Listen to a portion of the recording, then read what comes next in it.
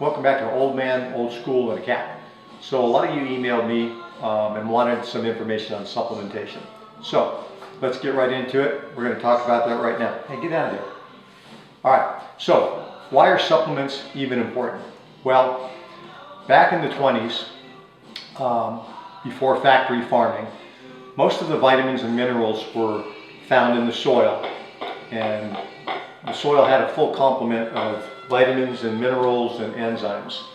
But since factory farming started, farmers and scientists figured out that you only needed to put potash, potassium, and magnesium back in the ground to get the maximum yield. It didn't put any nutrients in the plants, but it produced the most amount of crops. So ever since basically the 20s and the 30s, our food supply has diminished in its nutritional value, hence the need for vitamins and minerals. So, what is a vitamin? Well, vitamins basically prevent and treat disease. They facilitate pretty much every mechanism and function in the body. Minerals help repair cells, they help repair tissue, they help repair organs, and most of the structures within the body. So they're extremely important. Vitamins should be taken in a colloidal form. Don't ever take a synthetic or pill form vitamin. Most of that is not assimilable in your body. It gets excreted through the renals and you only assimilate maybe 20–30%. You want to get a liquid vitamin mineral that's held in what they call colloidal suspension, so that the minerals and vitamins are completely assimilable and you're going to uptake about 95–97% of them. Okay? Another important thing that you want to take is some type of a MSM glucosamine or chondroitin sulfate for your joints. When you're younger, it's not as important, but when you get a little bit older, you want to make sure that you take something that helps support your tendons, ligaments, and joints. And most of those supplements can be found at any health food store, and like I said, you want basically an MSM, glucosamine, and chondroitin sulfate. So let's talk about specific supplements. These are basically the supplements that I take every day. I've been taking them for 25 years. They have helped me keep in great shape. They've been great for just a host of various reasons, so I'm going to kind of try and explain those to you. Let's start off with calcium. Why is calcium important? Well, you guys have heard a lot about calcium. You've heard a lot about bone density. You know, in this country, we have a lot of people that suffer from hip fractures and calcium loss and broken bones. Interestingly enough, if you go to foreign countries where you don't have a high diet in meat, dairy, and cheese, which is very acidic, they're very acid forming foods, you'll find in some of the African tribes and some of the Titicacans that have very little animal intake whatsoever, they have actually some of the lowest incidences of hip fractures and osteoporosis. And the reason for that is that meat, dairy, cheese, eggs, proteins, things that are high in animal protein are the most acid forming foods that you can eat. So what happens is that acidifies the blood. Your body knows that it doesn't want acid in its blood, so what does it do? It goes to the bone to leach out calcium, which is an alkaloid, to neutralize the effect of acid. So the less meat, dairy, and cheese that you consume, or the less acid forming foods that you consume, the more alkaline your body is, the better off you're going to be. And a good calcium supplement also helps you get some of that calcium back into your system. You want to make sure that your calcium supplement is a calcium citrate, magnesium, and zinc. You need magnesium and zinc to help with the uptake of calcium. If you take straight calcium, you're not going to assimilate it as effectively as you would with the other nutrients in there. Okay, next one that we take is cranberry.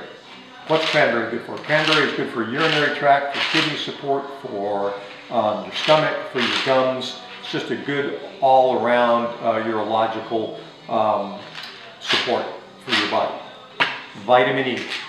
Vitamin E is a great nutrient. It balances cholesterol, it balances hormones, it repairs your skin. There's a lot of good effects that come from taking vitamin E. All right, probably one of the most important ones I want to talk about is vitamin C. Vitamin C is probably the most important antioxidant that you can take. Vitamin C is a water-soluble micronutrient It fights depression, it reduces fatigue, it slows cognitive decline, it's good for your blood flow, it's good for your immune system, it's good for the gut, it's vital for exercise recovery, it increases nutrient availability. And aside from that, probably most importantly, kind of like we just talked about with the calcium, is it alkalizes the blood. Even though vitamin C is ascorbic acid in the body, it acts as an alkaline and it increases the alkalinity of the body. And basically, I take these with, I take the emergencies. I take 3 1,000 milligram packets of emergency, and then I add another tablespoon of straight ascorbic acid to get about 10,000 milligrams of vitamin C. Again, one of the best antioxidants that you can take. Okay, next, vitamin D3. Vitamin D3 is good for bone health. It manages calcium uptake. It's great for the skin. This is another nutrient vitamin that you definitely want to take. B12.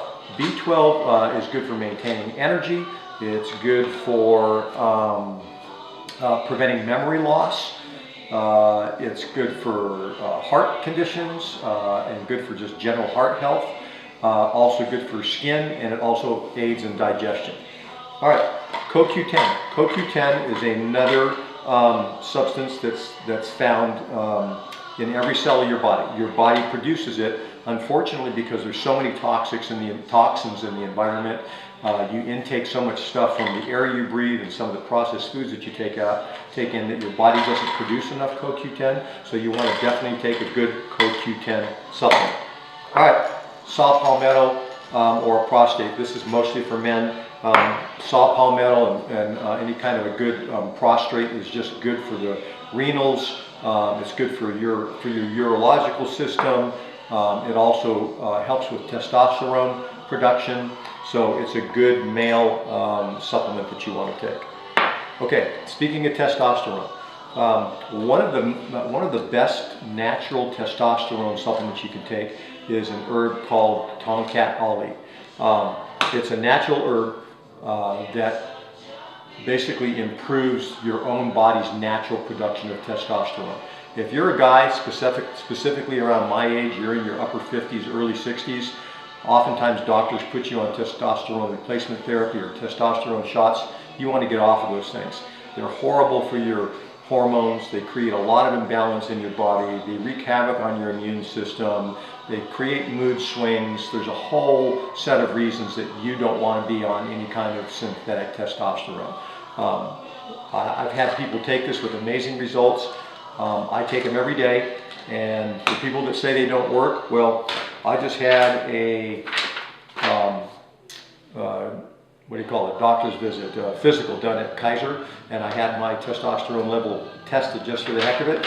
Normal levels are from about 270 to 800 total testosterone. It peaks when you're 20, around high 800s, 850s, and then typically around 50 years of age or so, you're in the 400s to 440s. And I just had mine tested at 765. So Tongkat Ali works phenomenal for your body's own natural production of testosterone. Okay, fish oil, DHA. You've often heard a lot of people talk about omega-3s. This is definitely something. It's good for cholesterol, it's good for lowering blood pressure, it's good for your heart. A good omega-3 is something that you definitely want to take. Grapeseed extract, another great antioxidant or free radical scavenger. This is something kind of like along vitamin C and CoQ10. It just helps your body scavenge and get rid of toxins. And again, because there's so many in the environment nowadays, you want to make sure that you take some of those. Okay, and lastly, real quick, enzymes. Most of you probably have never even heard of enzymes or the importance of enzymes. Enzymes are probably one of the most important things you can take, and this is why. If you were to have taken a soil sample back in the 1920s, kind of like we talked about factory farming, you would find that enzymes were present in all the foods. That's because farmers used crop rotation. They had a full accoutrement of minerals and vitamins in the foods that were grown, and when we ate them ourselves, there was a full complement of enzymes already in the food. But since the 20s, there's been a slow decline in how we farm foods, and most of our foods are basically have no enzymes in them anymore.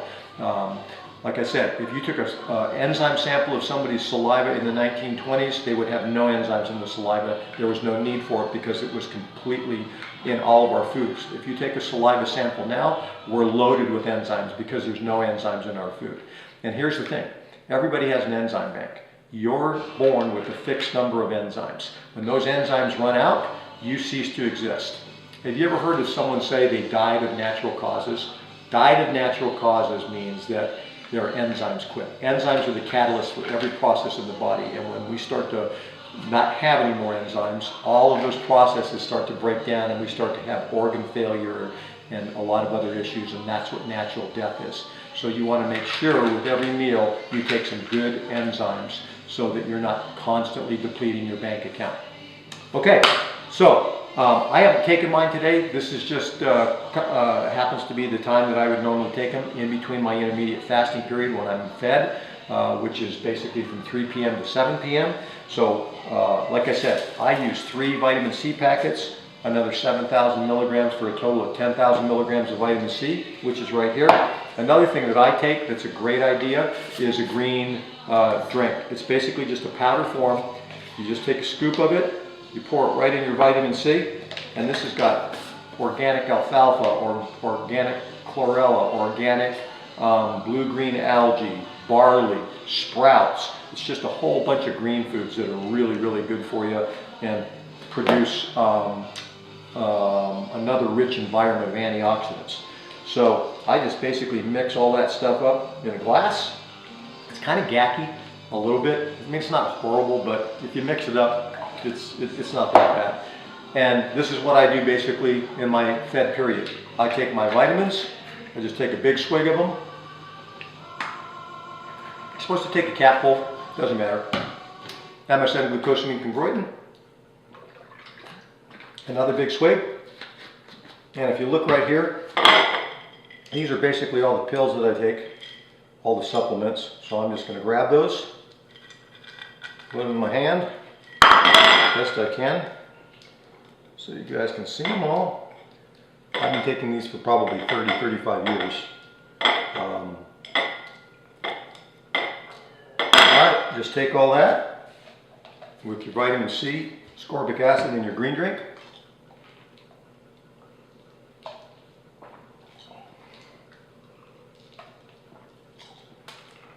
Whoops.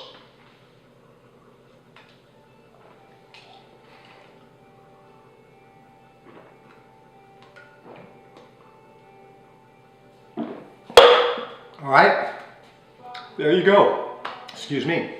That's everything you need to know about supplements and why you need to take them. Thanks again for watching. Next week's going to be a great video, and don't forget to try and guess the song at the end for a free consultation at the end. Aloha.